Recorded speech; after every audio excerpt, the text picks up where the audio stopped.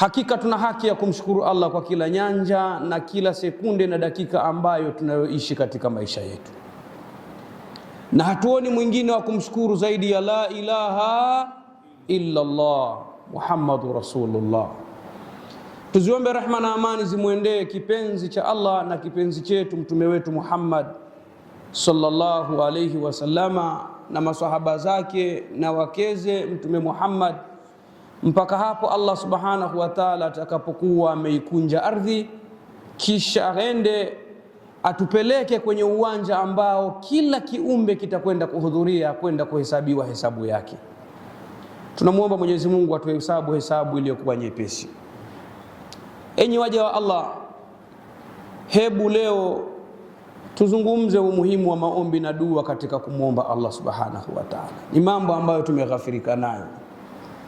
Allah anasema waqala rabbukum ud'uni astajib lakum.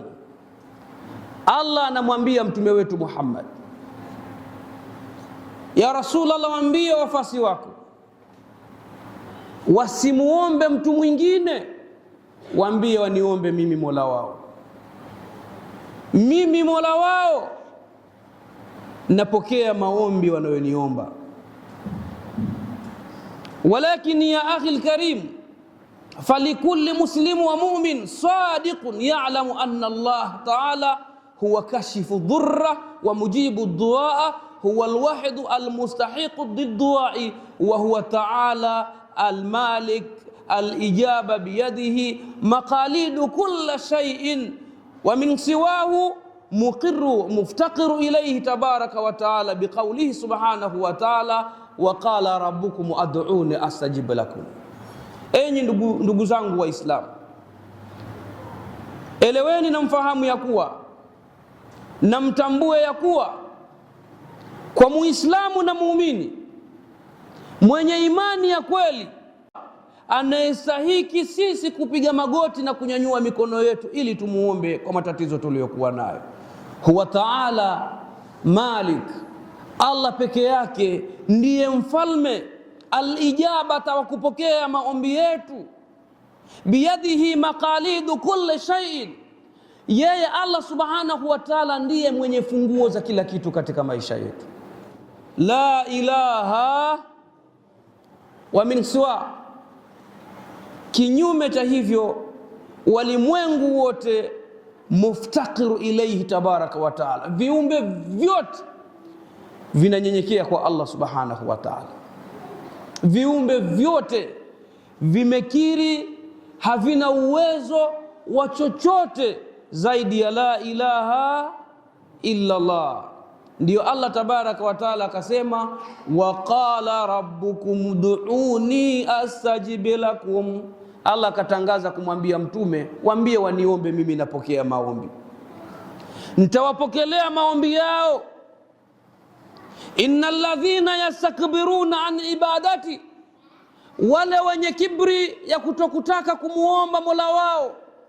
Mtu jeuri anategemea kipato cha pesa zake na kazi yake, anashindwa kumuomba Allah subhanahu wa ta'ala. Sayadkhuluna jahannama dakhilin. Mafikio yao, maisha yao, mwenendo wao na makazi yao, Allah nasema atawafikishia sehemu ya moto wa jahannam. Kibri cha kutokuomba, unamaliza swala kulia na kushoto, huna muda wa kukaa kumuomba Allah, wewe unaondoka zako. Mafikio yako wewe usiyetaka kumuomba Allah utafikia sehemu mbaya ya moto wa jahannam. Tunamuomba Mwenyezi Mungu atuhifadhi na moto wa jahannam. Ibadallah, enyi waja wa Allah, hakika Allah tabaraka wa taala akaendelea kumwambia mtume Muhammad, akamueleza kumwambiaje katika suratul Baqara aya nambari 186, wa idha sa'alaka ibadi anni fa inni qarib ujibu da'wata da'i idha da'ani falyastajibu li waliyu'minu bi la'allahum yarshudun. Sadaqallahu alazim. Mtume, tutaendelea kuambia na kukuambia na uwafikishie na wafasi wako, watakapokuuliza hao wafasi wako kuhusu mimi naishi wapi, makazi yangu ni yapi? Naishi mbinguni au ardhini au mahala popote?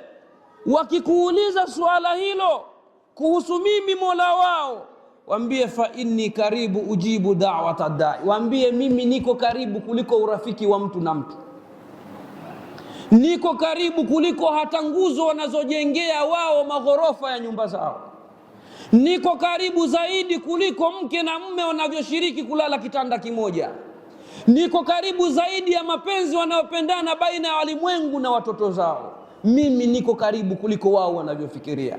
Ujibu da'wata da'i, naitikia maombi wanayoniomba, nawapokelea shida zao, napokea matatizo yao, napokea faraja zao. Ujibu da'wata da'i idha da'ani, napokea maombi yao pale tu wanaponiomba. Angalieni maskini na wenye njaa muwalishe, angalieni wenye tabu na dhiki muwalishe, waangalieni hao.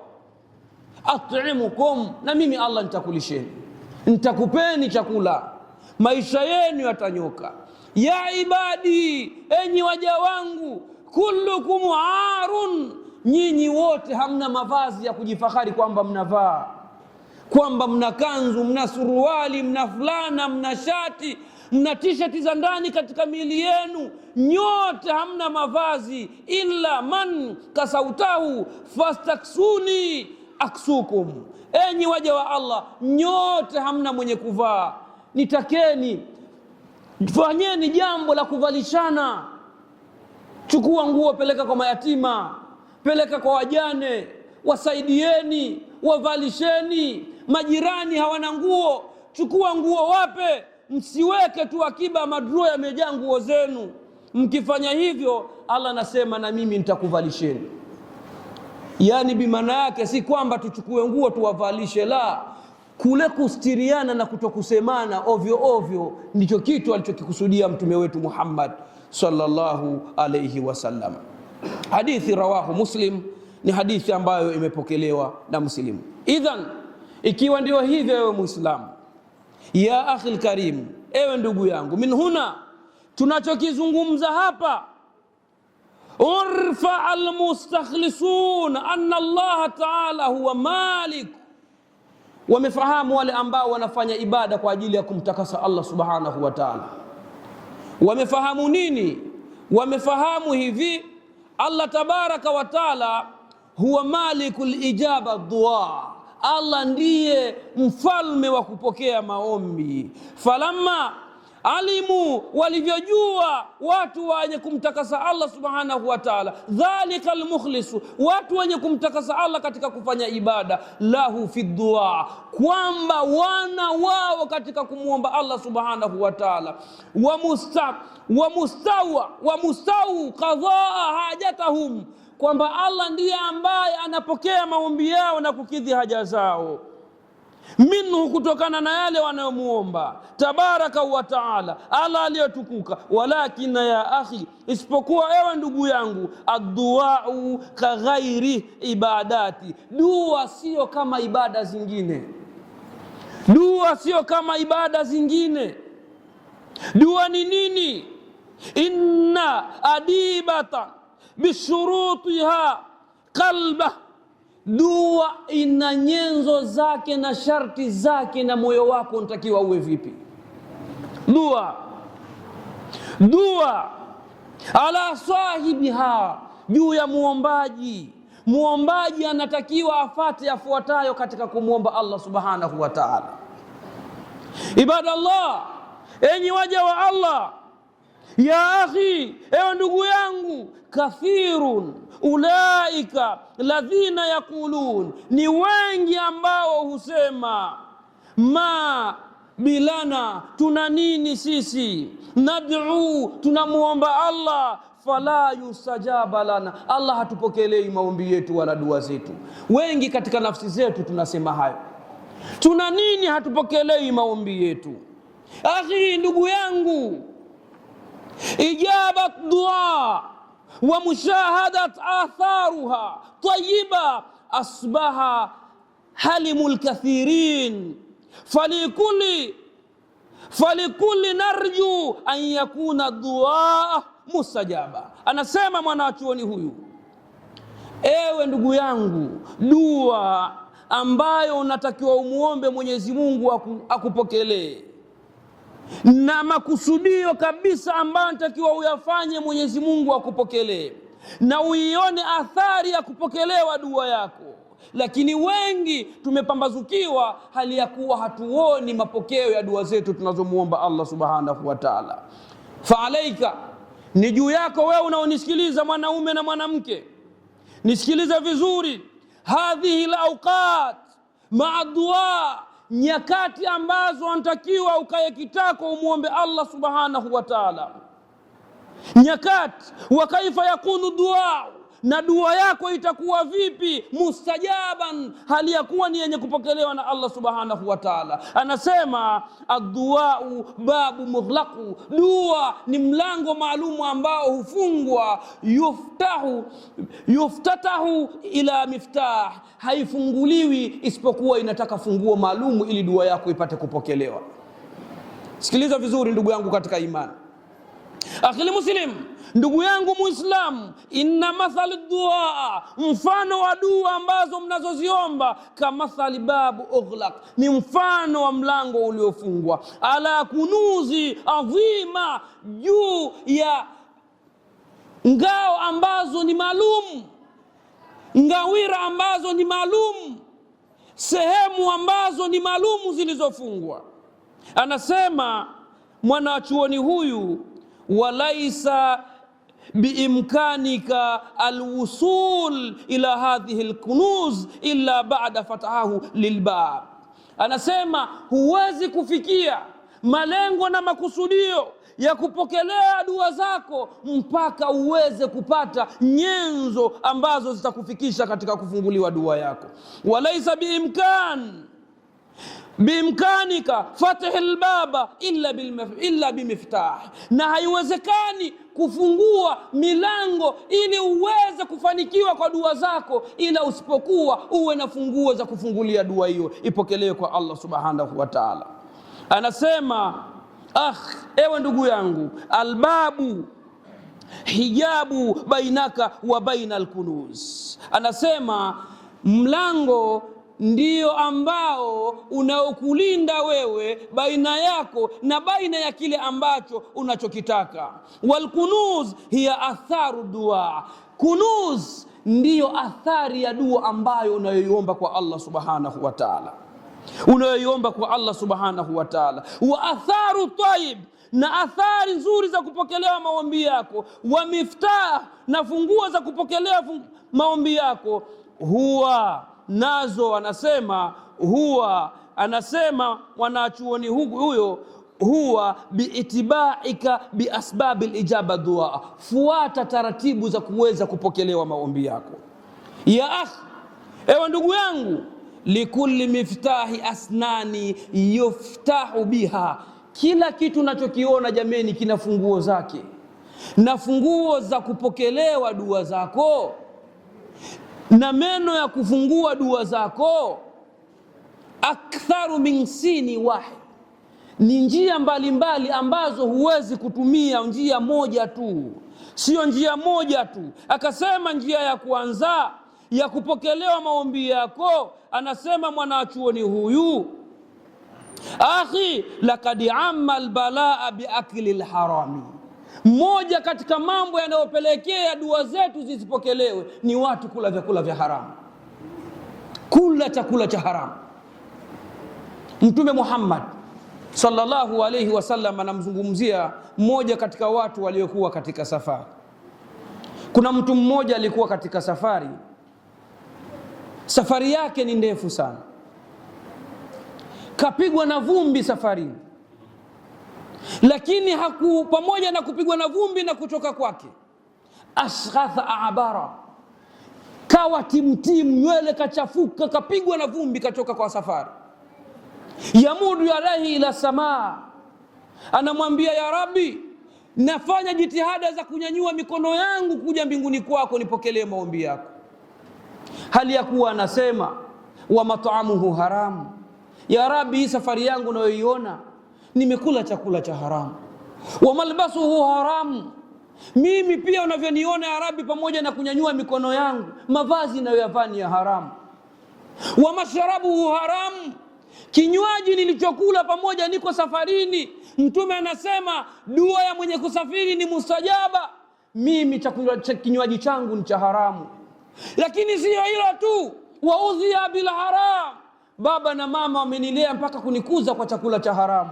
Fa anna yustajaba la, maombi yangu yatapokelewa vipi kwa Mola wangu? Nitapokelewaje dua zangu kwa Mola wangu? Nani kati yetu sisi aliyesalimika na kukamilika?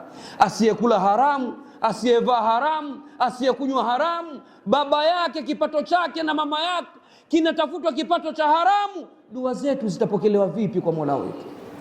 Vipi zitapokelewa dua zetu? Kwa hiyo moja katika kupokelewa maombi yetu ni kujitahidi Mwenyezi Mungu atusimamie tusile vyakula vya haramu, tusinywe vinywaji vya haramu, tusivae mavazi ya haramu. Na baba na mama wanaotutafutia riziki waangalie njia za kutafuta riziki ziko katika usalama gani. Tunamuomba Mwenyezi Mungu atusalimishe na hayo. Tunamuomba Mwenyezi Mungu atuongoze na hayo. Wallahu tabaraka wa taala yaqul wa biqawlihi yahtadil muhtadun fa idha quri'a al-Qur'an fastami'u lahu wa ansitum la'allakum turhamun. Wa qala 'azza min qa'ilil alim fa idha qara'ta al-Qur'ana fasta'idhu billahi minash shaitanir rajim. أعوذ بالله من الشيطان الرجيم وإذا سألك عبادي أني فإني قريب أجيب دعوة الداعي إذا دعاني فليستجيبوا لي وليؤمنوا بي لعلهم يرشدون. بارك الله لي ولكم بالقرآن العظيم ونفعني بآياتي وذكر الحكيم. أقول قولي هذا واستغفر لي ولكم ولسائر المسلمين والمسلمات والمؤمنين والمؤمنات فاستغفروه إنه هو الغفور الرحيم وهو البر الكريم. ادعوا الله وأنتم موقنون بالإجابة. الحمد لله رب العالمين والصلاة والسلام على سيدنا محمد وعلى آله وأصحابه ومن سان بسنته إلى يوم الدين. أما بعد فيا أيها الناس usikum maratal ukhra bitaqwa Allah ta'ala wa ta'a. Enyi watukufu wa Islamu, naomba nichukue fursa nyingine kumshukuru Allah mimi pamoja na nyinyi, lakini nitoe neno la kusema wote twapasa tumuogope Allah subhanahu wa ta'ala, na wote twapasa tusarende kwa aliyetuumba, ili Allah tabaraka wa ta'ala aweze kutusamehe kwa makosa yetu tunayoyatenda kila siku na kila wakati unapoingia. Ya ayuha nas, enyi watu, antumu fuqara, nyinyi wote ni mafukara mbele ya Allah subhanahu wa ta'ala. Antum fuqara ila Allah, nyinyi wote ni maskini mbele ya Allah. Sio jambo wala baharesa wala sio Mo wala sio tajiri yoyote duniani wala akina Ibrahim Vick wanaomiliki mabilionea na matilionea mpaka matimu ya mipira, wala sio Waarabu wanaomiliki visima vya mafuta, wala sio ubabe wa kina Trump na nchi zingine. Ya ayuhan nas, enyi watu, antumu fuqara ila Allah, nyinyi wote ni maskini mbele ya Allah, wote ni maskini. Wallahu huwal ghani, Allah ndiye tajiri, ndiye mkwasi katika maisha yetu. Enyi ndugu zangu, innaka idha tadhakkarta dhalika kulli, utakapokuwa na akili ya sawa sawa ya kulijua hili, wajadta liduai halawa, utapata utamu wa dua unazomuomba Allah subhanahu wa ta'ala. Utakapojua wewe ni maskini, Allah ndiye tajiri, unamuhitajia Allah, katika kuomba kwako utakuwa mnyenyekevu mbele ya Allah subhanahu wa ta'ala. Lakini elewa ndugu yangu katika iman, watadhakkar annaka tad'u malikul mulk, fahamu wewe mja wa Allah, wewe unayemuomba mfalme wa wafalme ambaye ni Allah subhanahu wa ta'ala, ambaye kamwambia mtume wetu Muhammad, qulillahumma malikal mulk tu'til mulka man tasha. Mtume waambie wafasi wako, Allah ndiye mfalme wa wafalme, anayempa ufalme amtakaye, anayempa utajiri amtakaye, anayempa cheo amtakaye, anayempa amtakaye na anamnyima amtakaye. La ilaha illa Allah. Allah peke yake ndiye mwenye muweza wa kila jambo. Allah tabaraka wa taala anayesema laisa kamithlihi shay'un wa huwa as-sami'ul basir. Allah ndiye hana chochote cha kuweza kumfananisha naye, na Allah anasikia. Ndiyo maana nakwambieni muombeni, na ndiyo maana namwambia Mtume Muhammad muombeni, na ndiyo maana naomba Mtume Muhammad mwenyewe anaomba akimwambia Allah subhanahu wa ta'ala, Allah, mimi nimedhulumu nafsi yangu, hakuna kunisamehe isipokuwa wewe, nipokelee nami ninachokiomba. Allah tabaraka wa taala anawapokelea manabii wake. Wewe uko wapi ndugu yangu usiyetaka kujipendekeza na kumuomba Allah subhanahu wa ta'ala? Enyi ndugu zanguni katika imani, hakika fahamuni na muelewe, sisi sote tunahitajia kwa Allah subhanahu wa ta'ala. Tukirudi kwa Allah, Allah sote inshallah atatujalia wepesi na neema atatupa, na tutafanikiwa kama ambavyo anavyowafanikishia wengine katika maisha haya. Ibadallah, enyi waja wa Allah, tukiwa mwishoni mwa hutuba yetu, maneno ambayo ametueleza mtume wetu Muhammad sallallahu alayhi wasallama. Mtume anasema fahamuni na muelewe, inna Allaha la yakbalu duaa, Allah hapokei dua ya mtu ambaye anayemuomba hali ya kuwa moyo wake umeghafirika. Moyo umeghafirika. Min asbabu ijaba daa, katika njia ambazo tunatakiwa tuzifate za kupokelewa maombi yetu, moja ambayo tumeelekezwa, tujitahidi tule vyakula vya halali, tusile vyakula vya haramu, tusivae mavazi ya haramu, tusinywe vya haramu, na wazazi wanaotulea wasitafute vyakula vya haramu. Lakini njia nyingine, mtu unayemwomba Allah tabaraka wa taala, jitahidi jisafishe, uwe msafi, usiwe mchafu, nguo zako ziwe safi, uwe na udhu, kisha uelekee qibla. Uelekee qibla katika kumwomba Allah, uwe mtulivu wa nafsi, uwe mnyenyekevu, ndipo Allah tabaraka wa taala anaweza akakujalia maombi yako. Njia nyingine, kabla ya kuomba dua yako, omba istighfari, kwa sababu namkosea Allah kila wakati. Omba makosa unayotenda Allah kusamehe. Astaghfirullah, astaghfirullah, astaghfirullah 100 mara. Fikisha mara 100 unaomba msamaha kwa Allah. Allah subhanahu wa ta'ala, utaona namna unavyonyenyekea katika maombi. Tunamuomba Mwenyezi Mungu atujalie tuwe wanyenyekevu. Tunamuomba Allah subhanahu wa ta'ala tujalie kila tunavyomuomba katika dua zetu, dua zipokelewe kwa idhini yake Allah subhanahu wa ta'ala.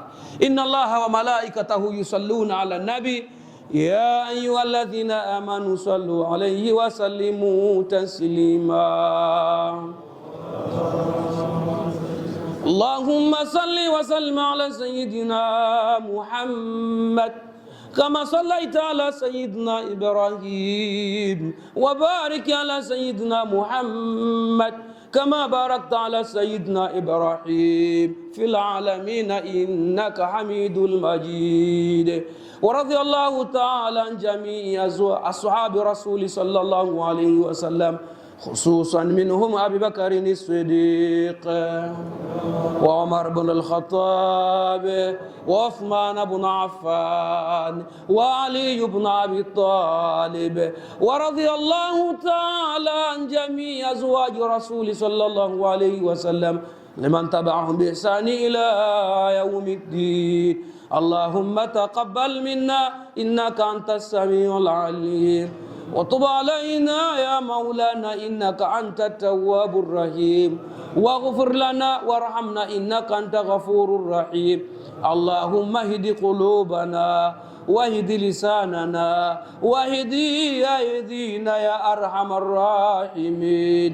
اللهم اغفر لجميع المؤمنين والمؤمنات والمسلمين والمسلمات الأحياء منهم والأموات إنك قريب مجيب دعوات يا قاضي الحاجات. والحمد لله رب العالمين. عباد الله، إن الله يأمركم بالعدل وأقم الصلاة.